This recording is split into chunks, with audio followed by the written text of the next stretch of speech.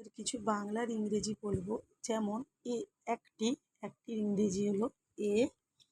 আমি আই মানে আমি। আমরা উই। যাওয়া গো। করা ডু মানে করা। দ্বারা বাই। আমার মাই। হই এম। সে হি। হওয়া বি। আমাকে মি। তে বা প্রতি হলো টু।